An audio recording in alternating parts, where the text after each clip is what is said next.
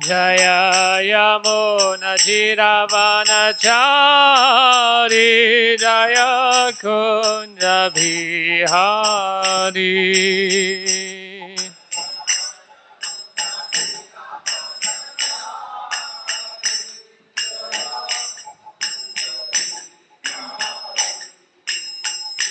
Jaya Yamuna Jiravanachari Jaya Kunja Bihari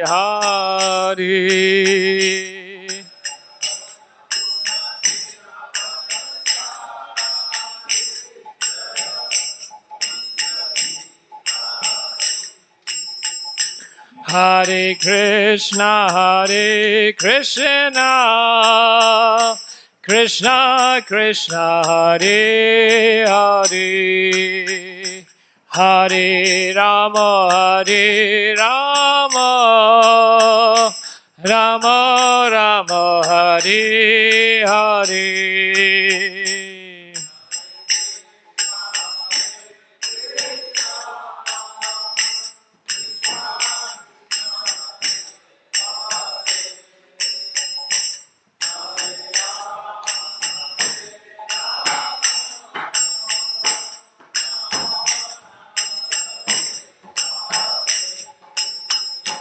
Hare Krishna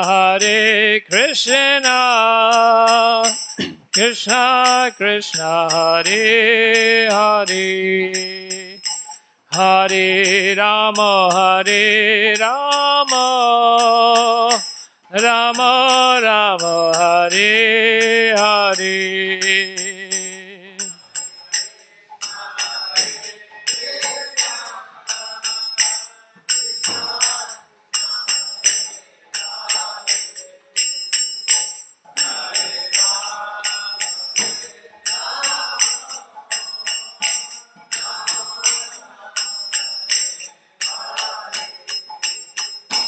Hare Krishna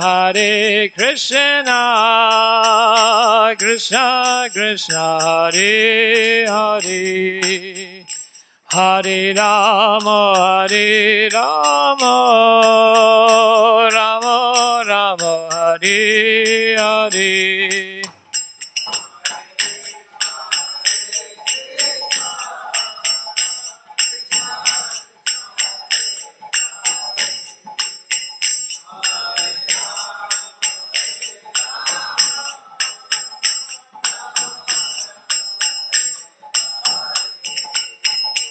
Hare Krishna Krishna Krishna Hare Hare Hare Rama Rama Rama Hare Hare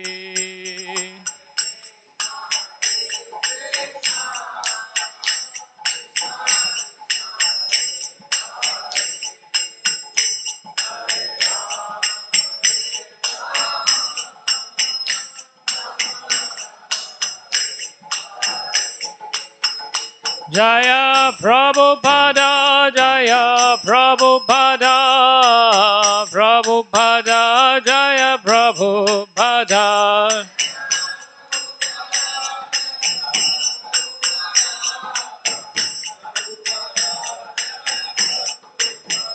Jaya Prabhupada Prabhupada Prabhupada Jaya Prabhupada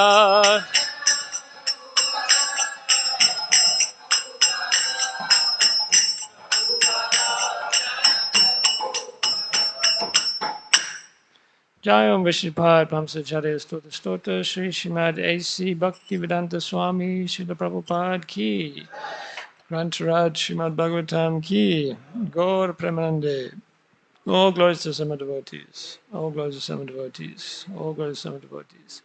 All glories to Sri Sri Guru and Sri Garanga and Sri Prabhupada. Hare Krishna. Om Namo Bhagavate Vasudevaya.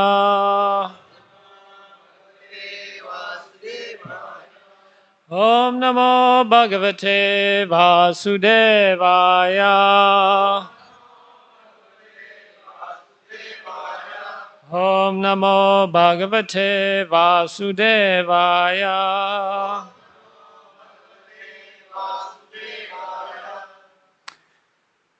Okay, so we are reading from Srimad Bhagvatam, Canto 10, Chapter 85.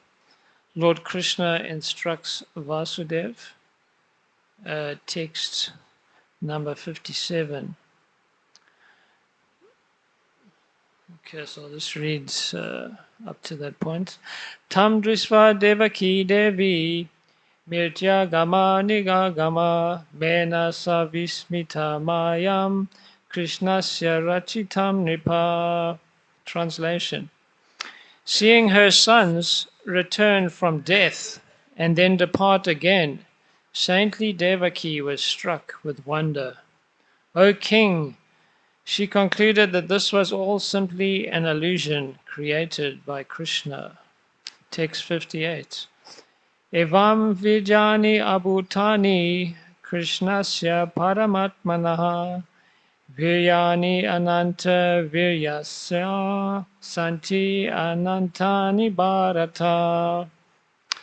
Sri Krishna, the Supreme Soul, the Lord of unlimited valor, performed countless pastimes, just as amazing as this one, O descendant of Bharat.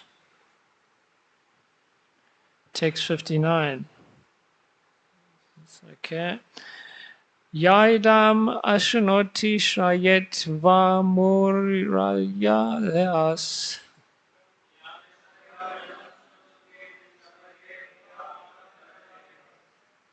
Charitam amrita kriyate vanitam vyasputra hai.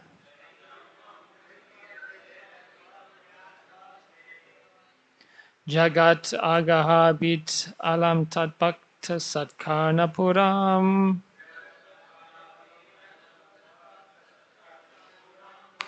Bhagavati krita chitoi yati tat shemadama.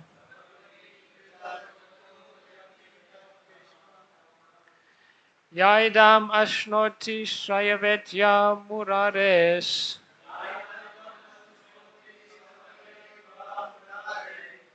Charitam amrita kirtas vanitam vyasputra hai.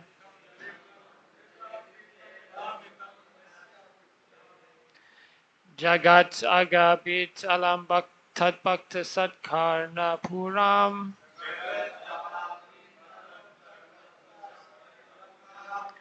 Bhagavati krita chito yati tache madama.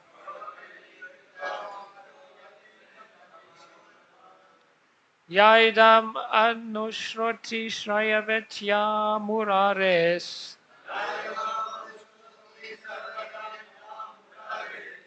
Charitam amrita kirte vanitam vyasputra.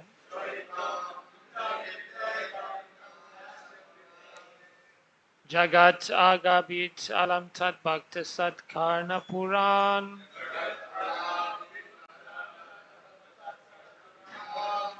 Bhagavati kriyato chiti yata yache madama.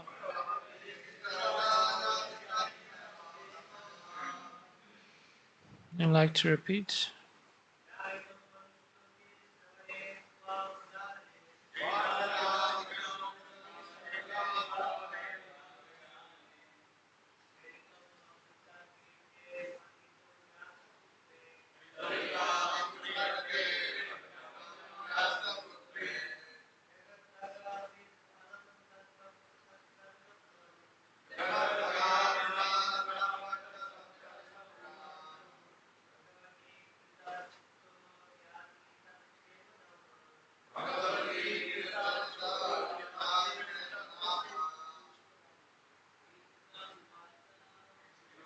Navacha.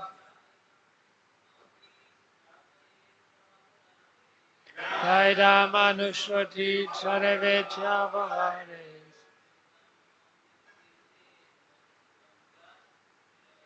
Charitam amrita kirtis vanitam vyasputre.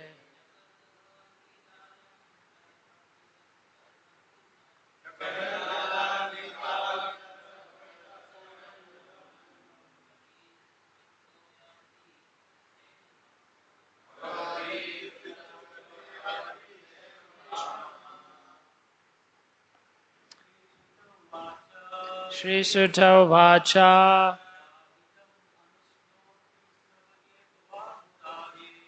Jai Manushmati Saivat Samarare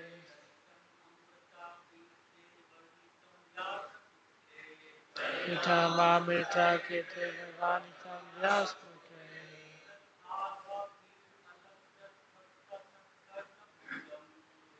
Gataga Vitaram Bhakta Satkana Puram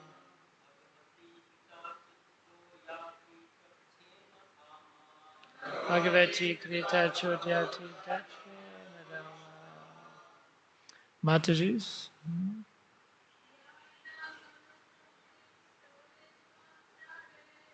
Aida Manushmati Saivat Samarare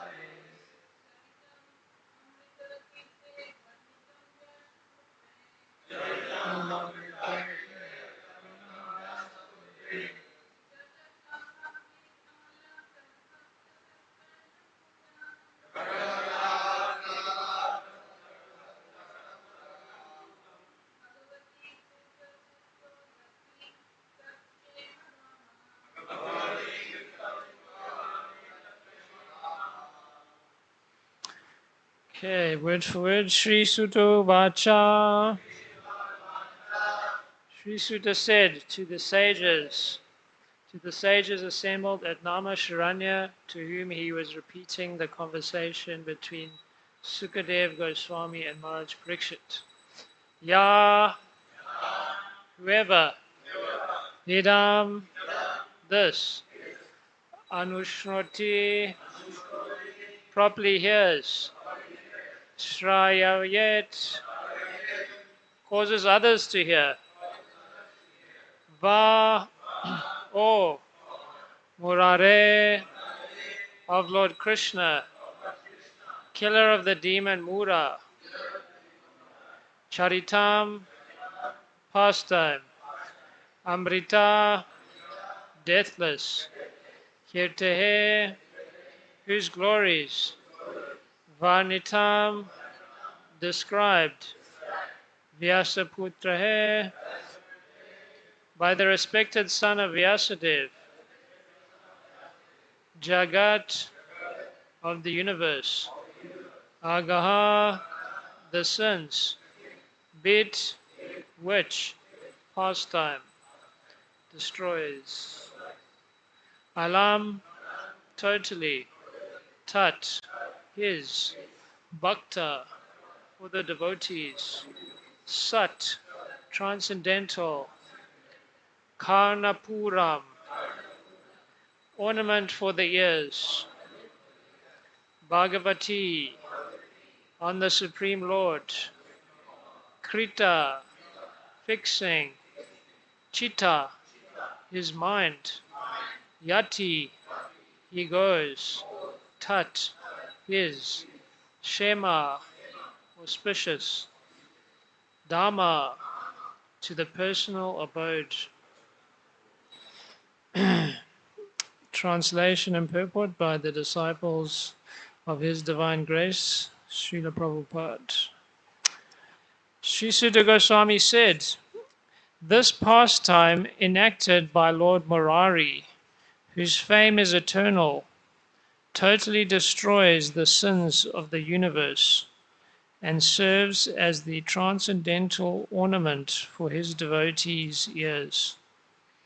Anyone who carefully hears or narrates this pastime, as recounted by the Venerable Son of Vyas, will be able to fix his mind in meditation on the Supreme Lord and attain to the all-auspicious Kingdom of God.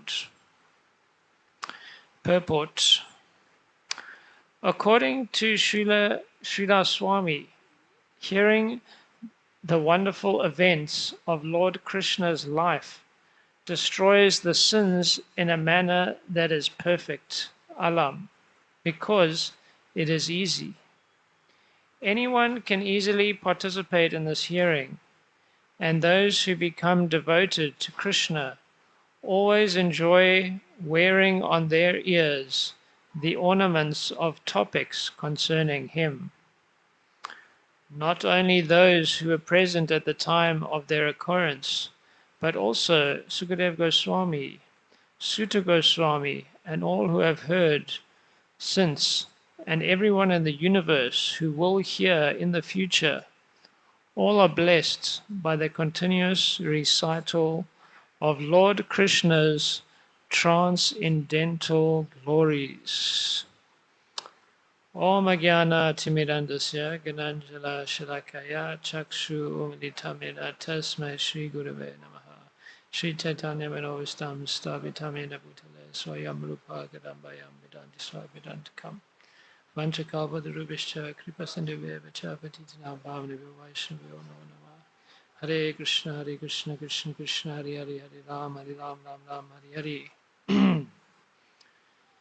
Okay, so here we're hearing about the benefits of listening to the transcendental glories of the Lord. That simply by hearing we can return to the eternal, all-auspicious kingdom of God, which is the goal of the human form of life. And we have many examples of devotees who are saved in this way, like Narada Muni. Narada Muni was just a simple son of a servant lady, and these sages would come and stay with them, and he would eat the remnants of their foods, and by associating with them, he would hear them discussing the glories of the Lord. And by hearing those glories, he became purified in his heart and became a great devotee. And then he preached those glories to Prahlad Maharaj. And Prahlad Maharaj wasn't even born yet, simply in the womb. He was preaching these glories of the Lord to him in the womb, and he also became a great devotee. So this is the potency of hearing the glories of the Lord. And the whole Srimad Bhagvatam is full of prayers of different great devotees glorifying the Lord. Like we have in the first canto, we have the prayers by Vyasadeva.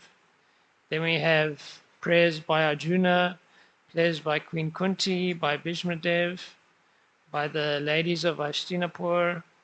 In the second canto, prayers by Sukadeva Goswami. Third canto, we have prayers of Kadama Muni, and then Devahuti, and then prayers by Dhruva Maharaj, and prayers by Maharaj Prithu. In sixth canto, we have Ritasura's prayers, prayers of King Chitraketu, Prahlad Maharaj prayers in the seventh canto. Eighth canto, we have the prayers of Gajendra. Then we have the prayers of Satyavrata. 10th canto, so many prayers. Satyavrata, the prayers of the demigods. Nala Kubera, prayers of Lord Brahma, the prayers of the wives of Kaliya, prayers of Lord Indra, of the gopis, Akrura, Muchakunda, Rudra, and the prayers of the Vedas. So the whole Srimad Bhagavatam just full of prayers glorifying the Lord. So I thought I could go through we could hear the prayers of Gajendra. Gajendra is caught by this crocodile, and he's praying to the Lord, glorifying the Lord to be released. So we're all caught in this crocodile of Maya. So we can pray like Lord Gajendra.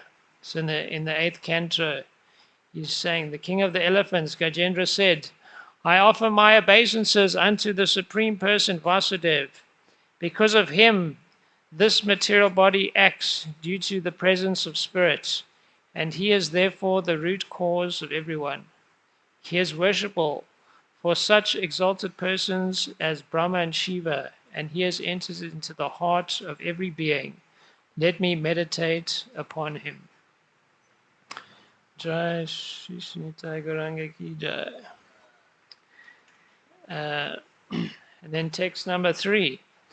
The Supreme Godhead is the supreme platform on which everything rests, the ingredient by which everything has been produced, and the person who has created and is only cause of this cosmic manifestation. Nonetheless, he is different from the cause and the result. I surrender unto him the Supreme Personality of Godhead, who is self-sufficient in everything. Text number 4.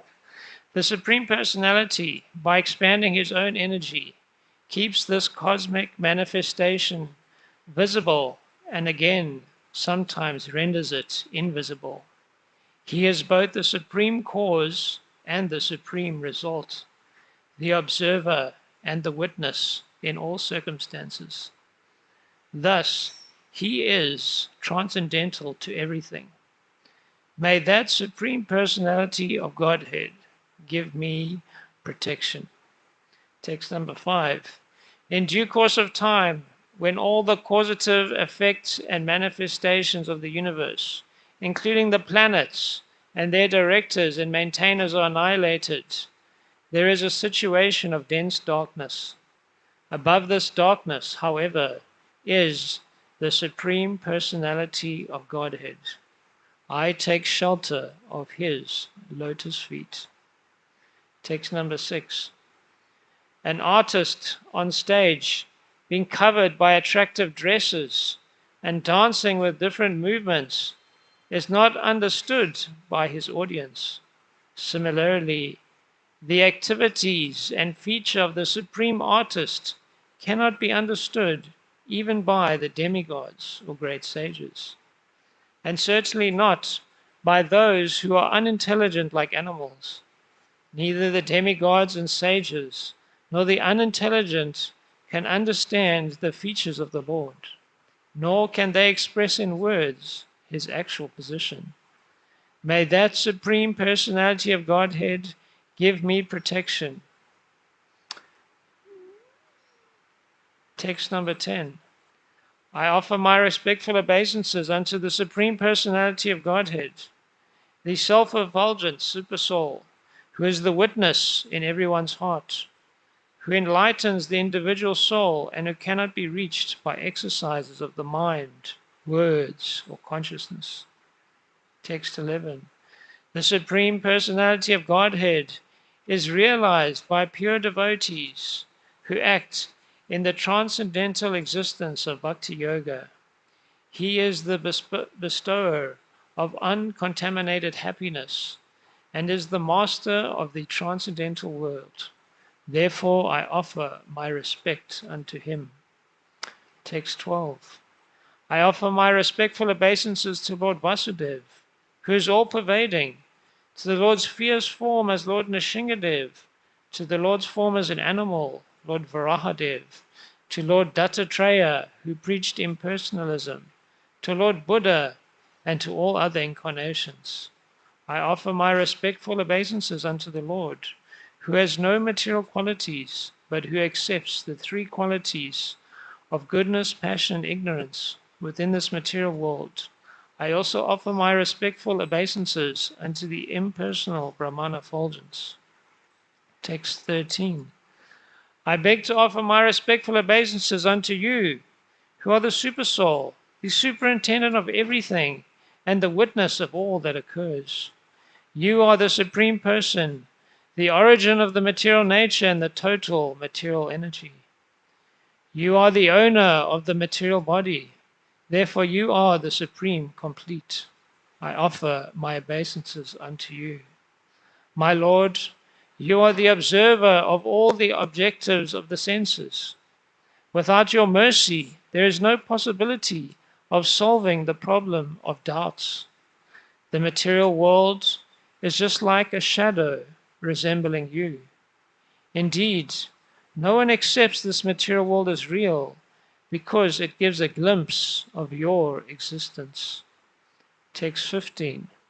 My Lord, you are the cause of all causes, but you yourself have no cause. Therefore, you are the wonderful cause of everything. I offer my respectful obeisances unto you, who are the shelter of the Vedic knowledge, contained in the Shastras like Pancharatras and Vedanta Sutra, which are your representations, and who are the source of the parampara system. Because it is you who can give liberation. You are the only shelter for all transcendentalists. Let me offer my respectful obeisances unto you. Text 16. My Lord, as the fire in Arani wood is covered, you and your unlimited knowledge are covered by the material modes of nature. Your mind, however, is not attentive to the activities of the modes of nature. Those who are advanced in spiritual knowledge are not subject to the regulative principles directed in the Vedic literatures. Because such advanced souls are transcendental, you personally appear in their pure minds. Therefore, I offer my respectful obeisances unto you. Text 17. Since an animal such as me has surrendered unto you, who are supremely liberated, certainly you will release me from this dangerous position. Indeed, being extremely merciful, you incessantly try to deliver me by your partial features, Paramatma. You are situated in the hearts of all embodied beings. You are celebrated as direct transcendental knowledge, and you are unlimited. I offer my respectful obeisances unto you, the Supreme Personality of Godhead. Text 18. My Lord, those who are completely freed from material contamination always meditate upon you within the core of their hearts. You are extremely difficult to attain for those like me who are too attached to mental concoction, home, relatives, friends, money, servants, and assistants. You are the Supreme Personality of Godhead, uncontaminated by the modes of nature. You are the reservoir of all enlightenment, the Supreme Controller. I therefore offer my respectful obeisances unto you. After worshipping the Supreme Personality of Godhead, those who are interested in the four principles of religion, economic development, sense gratification, and liberation, obtain from him what they deserve. What then is to be said of other benedictions? Indeed, sometimes the Lord gives a spiritual body of such ambitious worshippers. May the Supreme Personality of Godhead, who is unlimitedly merciful, bestow upon me the benediction of liberation from this present danger and from the materialistic way of life. Text 20 and 21. Unalloyed devotees who have no desire other than to serve the Lord, worship him in full surrender and always hear and chant about his activities, which are most wonderful and auspicious. Thus they always merge in an ocean of transcendental bliss. Such devotees never ask the Lord for any benediction. I, however, am in danger. Thus I pray that the Supreme Personality of Godhead, who is eternally existing, who is invisible, who is the Lord of all great personalities, such as Brahma, and who is available only by transcendental bhakti yoga, being extremely subtle, he is beyond the reach of my senses, and transcendental to all external realization. He is unlimited, he is the original cause, and he is completely full in everything. I offer my respectful obeisances unto him. Text 22 to 24. The Supreme Personality of Godhead creates his minor parts and parcels, the Jiva Tattva, beginning with Lord Brahma, the demigods, and the expansions of the Vedic knowledge, and including all other living entities moving and non-moving, with their different names and characteristics. As the sparks of a fire or the shining rays of the sun emanate from their source and merge into it again and again. The mind, the intelligence, the senses, the gross and subtle material bodies, and the continuous transformation of the different modes of nature all emanate from the Lord, and again emerge into him.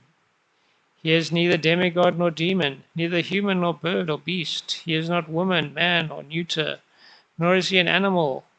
He is not a material quality or fruit of activity, a manifestation or non-manifestation.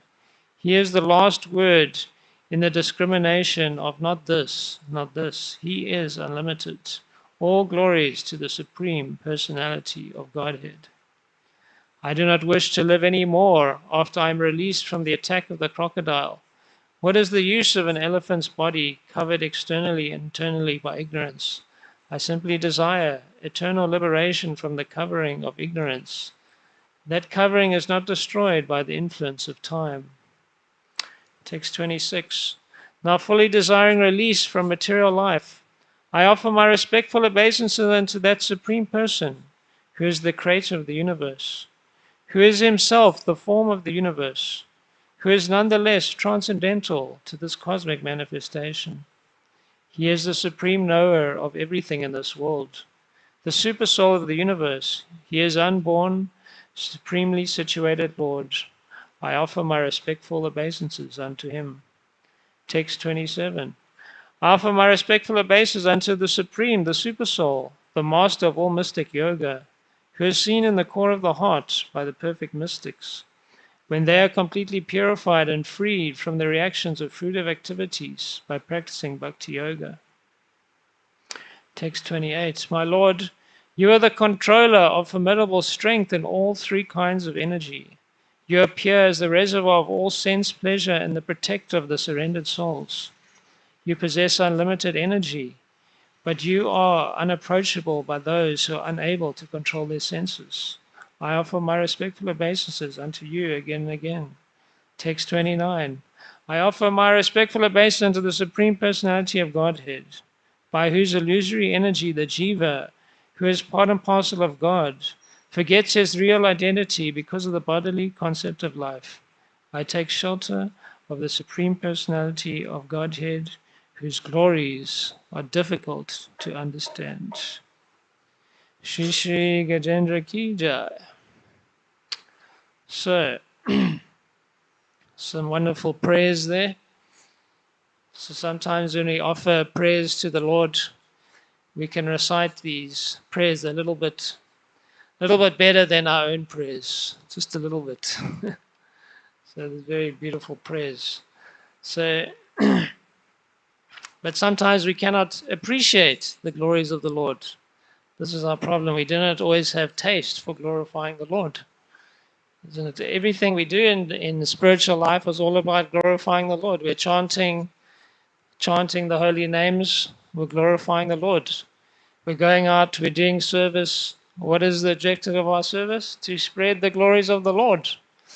We do our Guru Puja. We are glorifying the spiritual master. Here we're speaking Bhagvatam. We're glorifying the Lord. But sometimes we do not have too much taste. And why is that? Because we are intoxicated by our own glories. Isn't we attached to honor and dishonor? Just like Lord Indra, that Lord Indra couldn't understand the glories of the Lord. He couldn't understand the glories of Lord Krishna. And that when the residents of Raja, when they decided to worship Govardhan Hill instead of worshipping him, then and why? Because they were convinced by this young boy, this young cowherd, Krishna.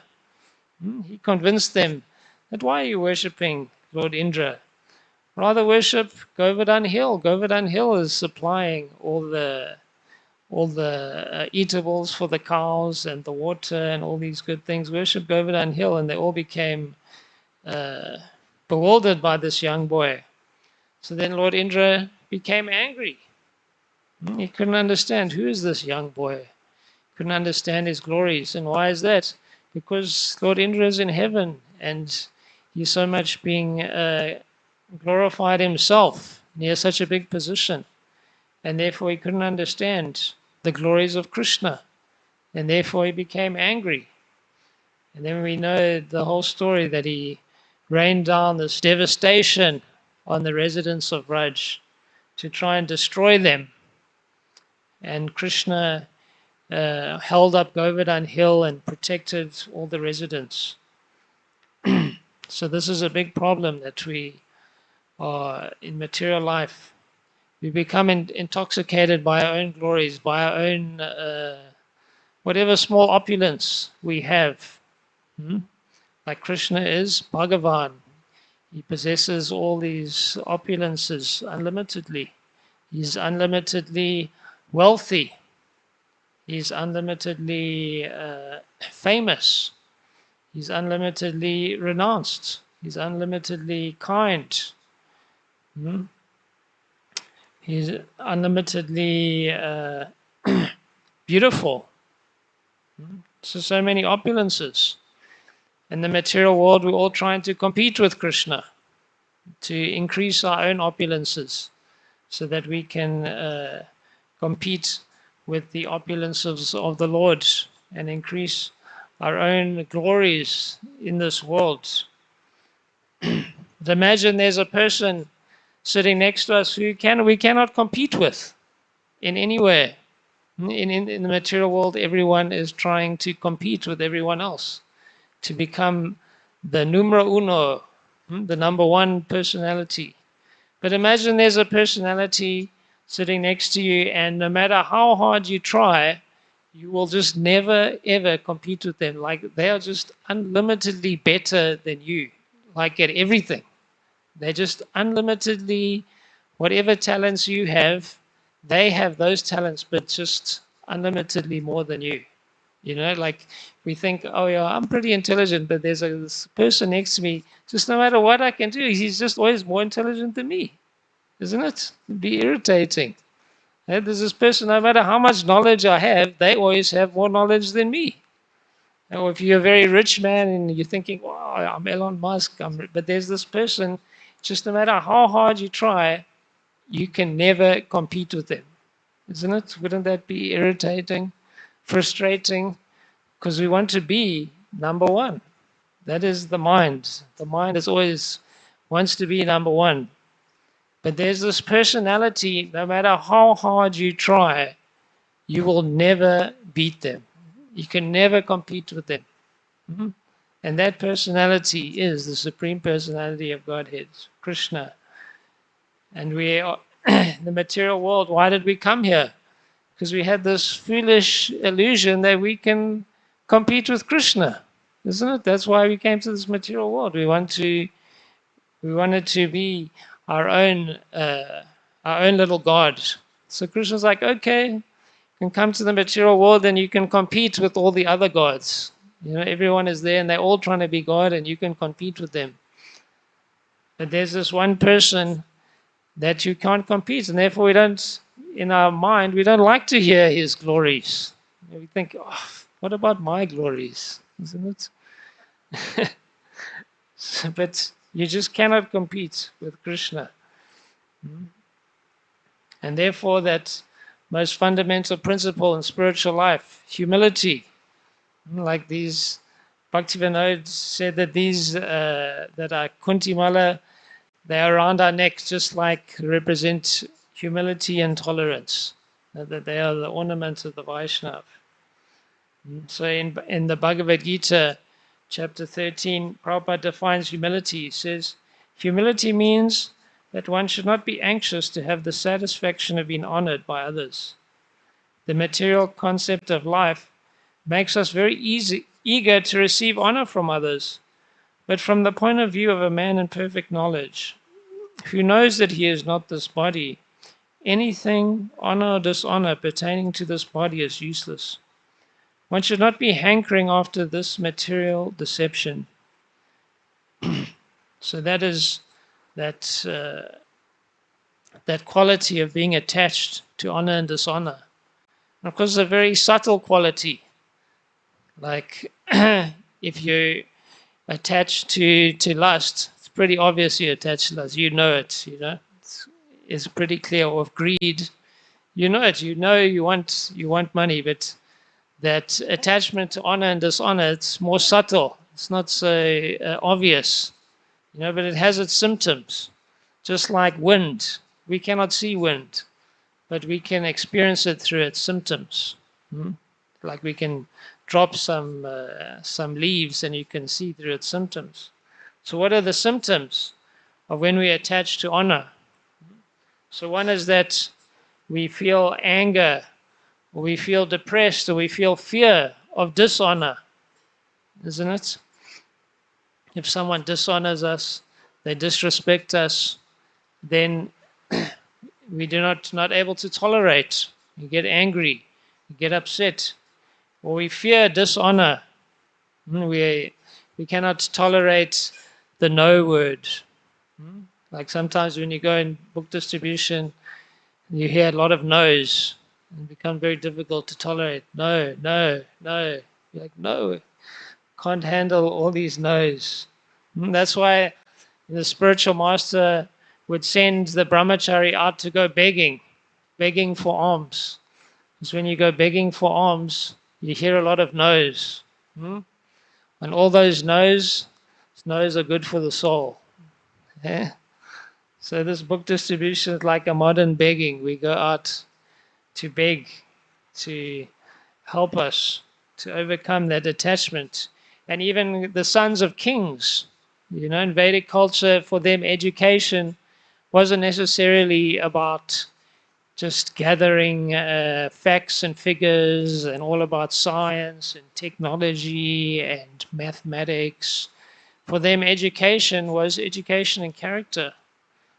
Like all those things should be there, but if that education and character is not there, then what is the education?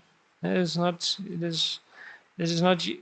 useless, because then what will we use all that knowledge for? We'll use it for nonsense.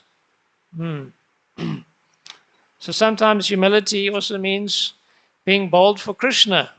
Sometimes due to fear of dishonor, fear of people saying no, fear of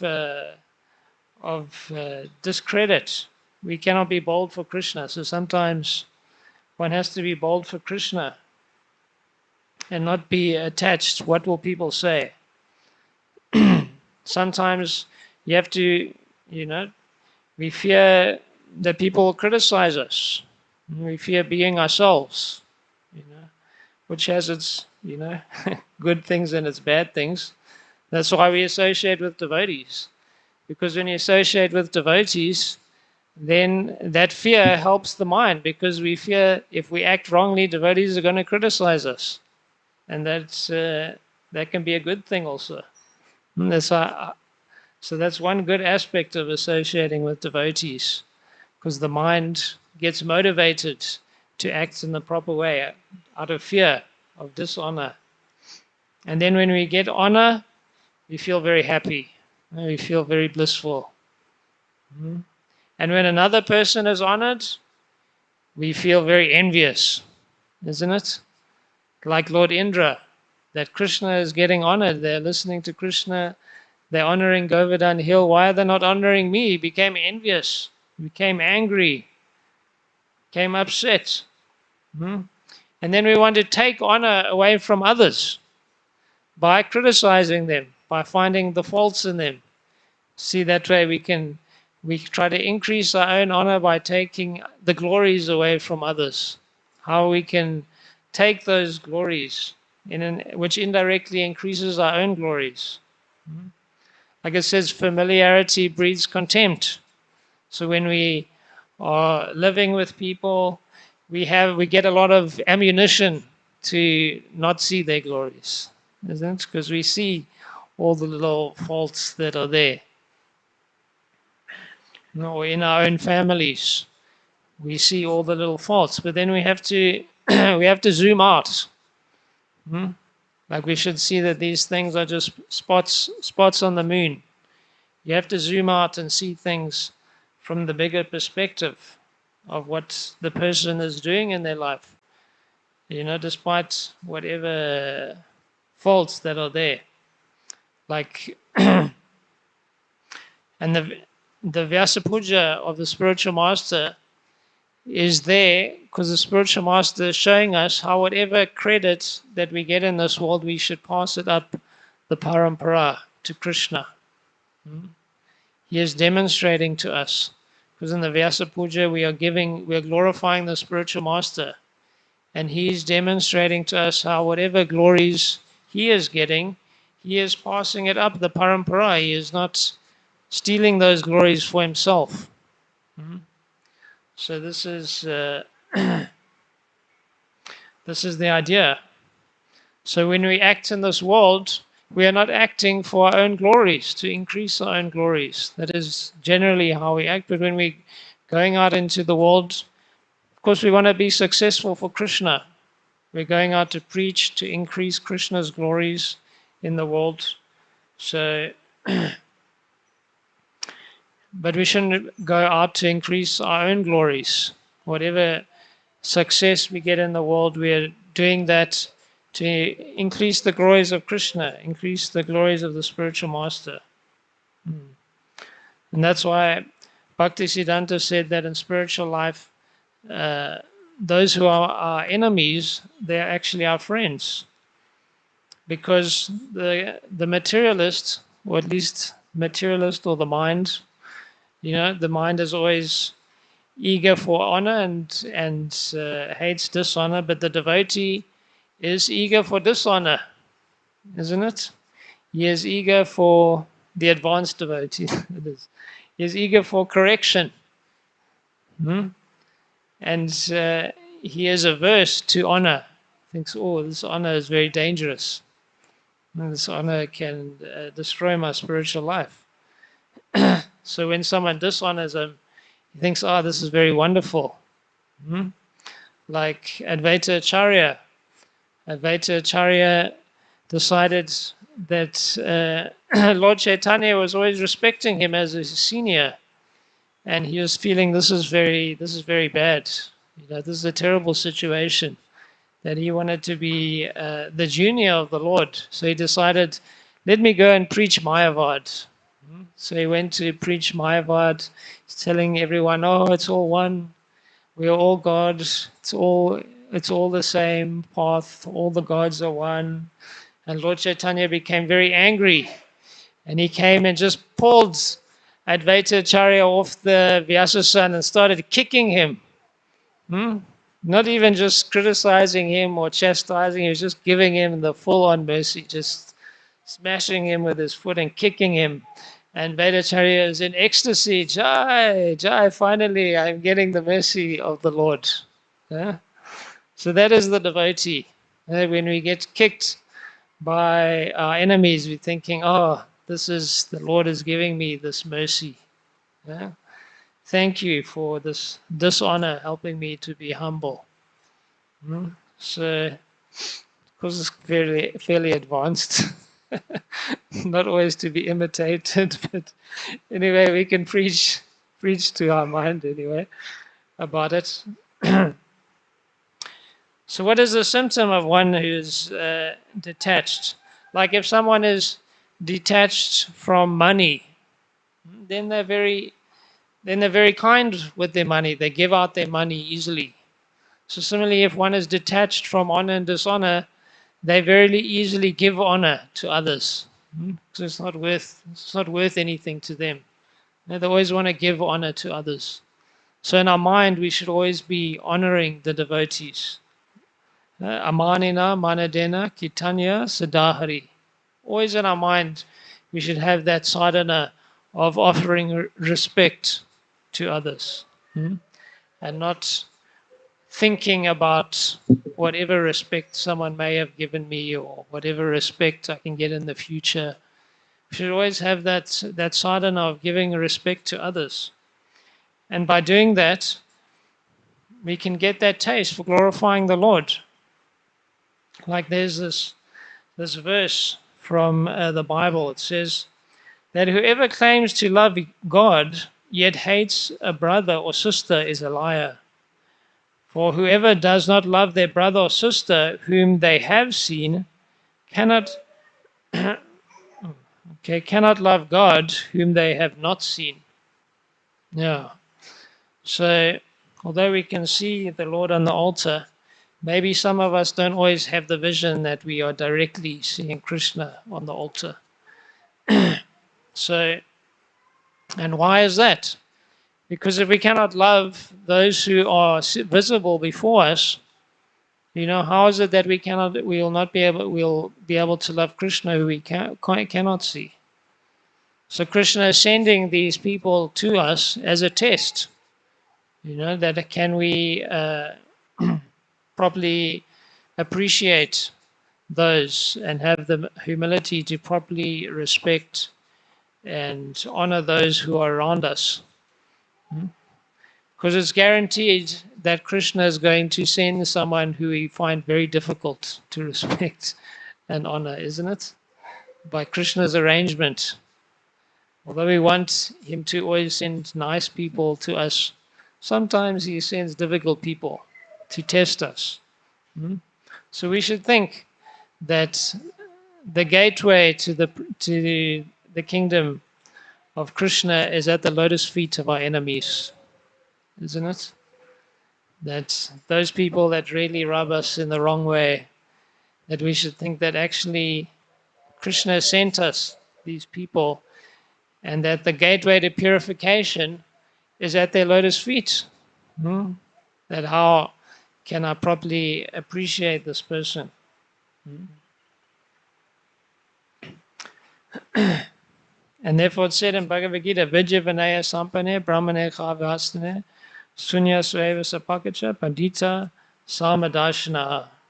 That the Pandit, the humble sage, by virtue of true knowledge, is able to see Krishna within everyone. Hmm?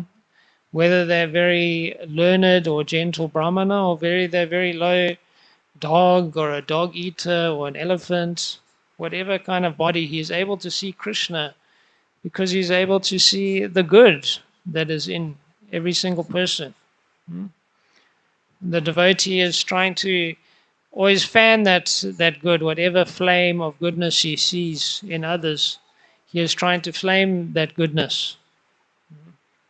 And that is how we see Krishna, by seeing the goodness in the devotees.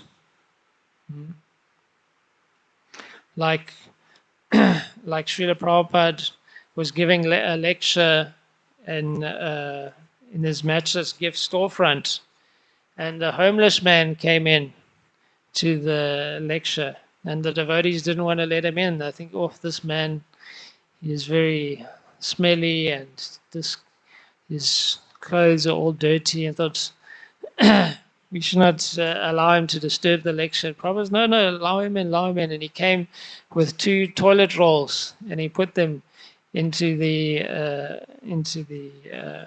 bathroom. And Prabhupada was appreciating him. Just see, this man has begun his devotional service. Hmm? So that is the devotee.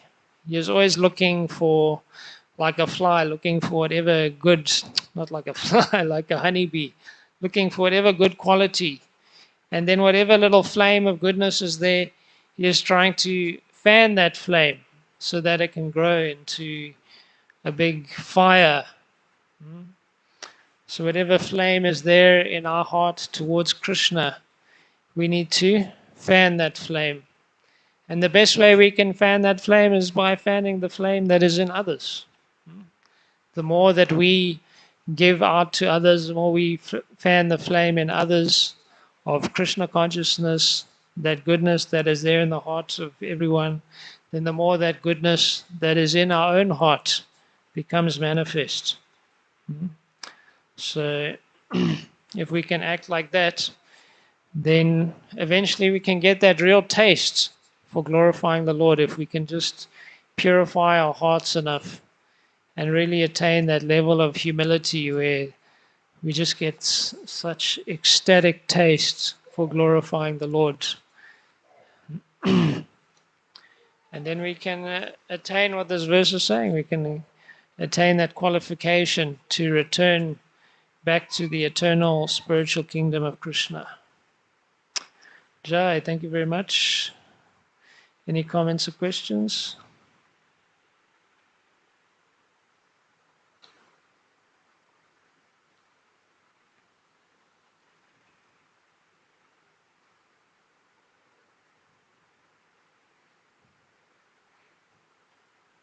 It's okay, I can hear.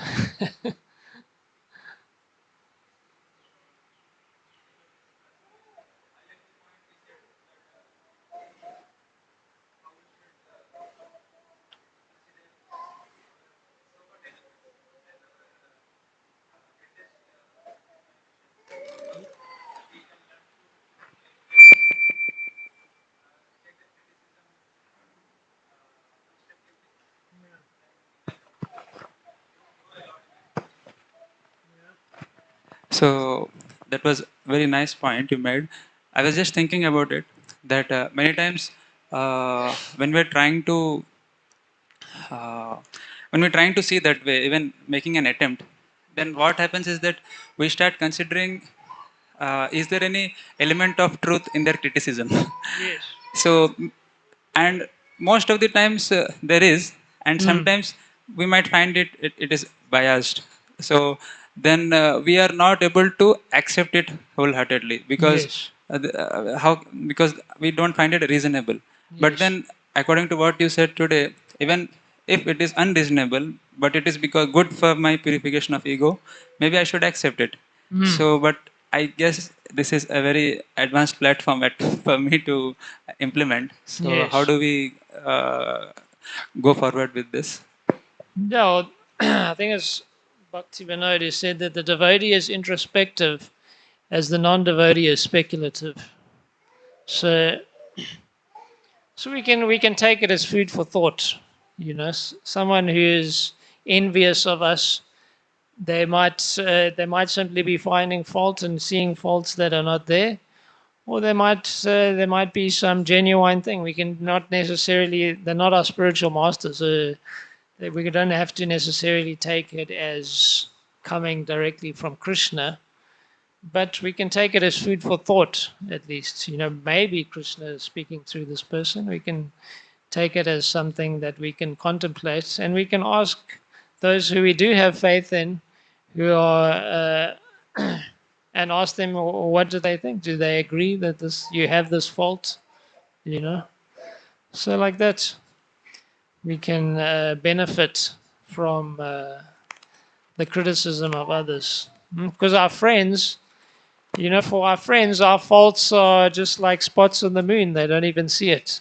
But for our enemies, our spots are intolerable, isn't it? Cannot tolerate. So, so we don't necessarily have to take it that it's true, but we can just take it as food for thought and something to contemplate. Yeah. Hare Krishna, Prabhu. Thank you, Prabhuji, for this wonderful class. Actually, related to Prabhuji's question only. So, should we, when we are insulted, because what happens, it becomes very difficult to accept the insult or humiliation, Yes. and then should we fake it that I am humble, I will accept it, or should I go to, should, or some other mean I should take if such situation arises? Because mind is like, it's always running towards that somebody insults, then then chanting will also spoil. Yes. Mind will go only in that thing only. Why he said Yes. that like Yes. this? Yes. So I'm not at that platform that I can really think that this is Krishna's mercy.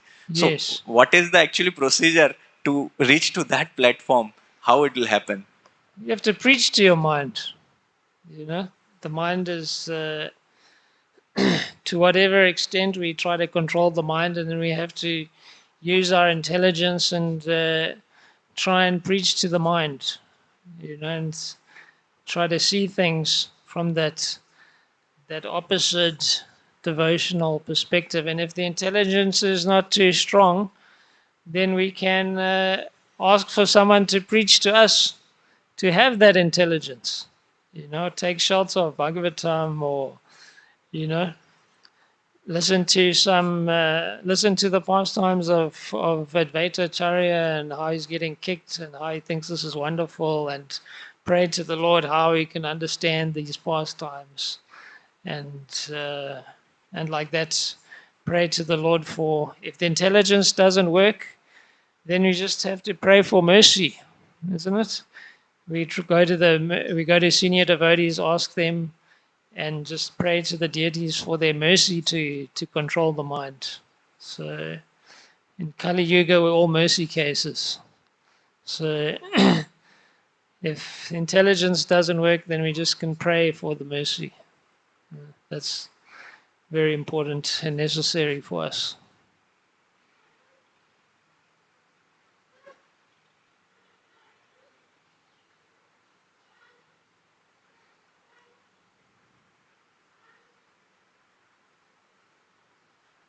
Hare Krishna Prabhuji, Dandavat Pranam. Thank you for the beautiful lecture. Prabhuji, my question is inherently in all over the world globally, money and honor goes hand in hand. So you said two thoughts in the end of the lecture that some people are very not so attached to the money, uh, and they're very kind in giving, and but some people like those who have money they get honor, those who don't have money they don't get honor. So uh, so how to handle that situation, where you are put in such a situation and then you get attached to that honor. So how to handle that situation? So you're saying that you are getting honored and you're feeling, how does one not get proud because of that honor? Is that what you're asking? Yeah, like in our society it is those who are earning money they get honor, and those who Yes. are not earning money they don't get honor. So Yes. how to accept that fact? Oh, okay. So we get upset that people who have money are getting honored, and that's yeah. Well, yeah. It says in the 12th canto, you know, how in Kali Yuga, uh, money is the honey. You know, everything in society is about money. You know, like in Vedic society, one would get honored in society based on their qualification of the four varnas. You know, that wasn't exact. Well, you know, it gets perverted into birth, but you know, birth was a part of it. But you had to become qualified. You know, and from based on these things, honor was the given in society on that. But in modern society, whether one is low class or middle class or upper class, it's all about money. But how can we not get upset? Well, you know, the devotee, I mean, we are getting upset because we want that honor. Isn't it like the devotee doesn't care about honor? Like the many devotees here, they get a lot of honor, but they do not have any wealth. Isn't it Krishna that Prabhupada is creating ISKCON to create a Brahmanical class in society? And and those devotees are getting a lot of honor despite not having any money. So we are recreating that in society. And the devotee is, but yeah, the devotee is detached. The devotee is not attached to who is getting honor and who is not getting honor. And, you know, we always want to, we always think, let them take the honor, because this honor is contaminating, isn't it? Like here I am on the Vyasasan and everyone is looking at me. It's contaminating, isn't it? It's increasing the false ego. So the spiritual master is showing us how we can just channel whatever honor we get up to the parampara and be detached from honor. Because to the devotee, honor is like stool. It's not something that they want. It is not something to fight about or get upset about. It's not worth anything. Actually, it's contaminating. It's actually something which is a hindrance in our spiritual life. So we're not averse to honor, but we're not attached to honor either. You know, whatever honor is there, we don't care about honor. Whatever is honor there, we want to honor up to the spiritual master, honor to the Lord. And whatever honor we receive, we immediately want to give it out and not try to keep any of that honor. So it's difficult, obviously. The mind wants the honor, you know. So also we can't be too idealistic. You know, often when we read the Bhagavatam and we're attracted to spiritual life because we're very idealistic, and then when things don't meet our ideals, we get upset. But you know, to be practical in this world, sometimes you have to give honor uh, in ways which are not maybe the ideal according to Bhagavatam or something like that. So you know, we can't be too much ideal. Sometimes we although we're not living in this society here, we're living in this little Vedic society in our own mind that doesn't exist yet, and we're getting upset. Why is my Vedic society not existing? And you know, that's not the society we're in. We're in this society, you know, and we have to live in the society and work with the way things work in the society. You know, that is the factual reality. And we have to accept that reality and work with it, not being upset why Krishna's ideal, Vedic, wonderful society, things are not working like that. Then that's too much idealism. It can also be a problem in spiritual life. We have to accept and work with what we have, you know, and even that is Krishna's arrangement. Krishna is in control, and it is exactly as Krishna wants it to be. So we have to work with what Krishna gives us and not be upset that things are not in our ideal, imagined, happy world. Yeah. Thank you so much, Prabhuji. Okay. Okay. Any other comments, questions? Okay. No? Okay. Grantaraj, Srimad Bhagavatam ki jai. Go Brahmanandi. Haribo.